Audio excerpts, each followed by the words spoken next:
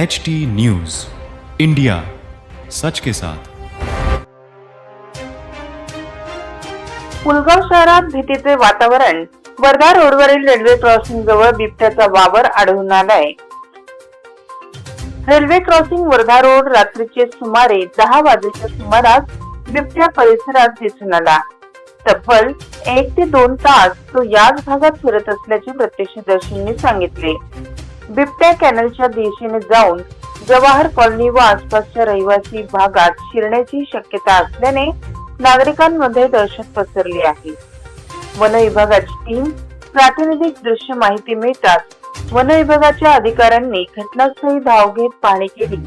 दरम्यान बिबट्या 2 वेळा मेन रोड ओलांडताना दिसून आल्याने सतर्कता वाढवण्यात आली। वन विभागाकडून बिबट्याला सुरक्षितपणे रिसीव्ह करण्यासाठी उपाययोजना सुरू असून त्याच्या हालचालींवर सतत नजर ठेवली जात आहे। नागरिकांनी अफवांवर विश्वास न ठेवता काळजी घ्यावी, रात्री अनावश्यक बाहेर पडू नये असे आवाहन प्रशासनाकडून करण्यात आले आहे। वर्धाहून जिल्हा विशेष प्रतिनिधी यूसुफ पठान।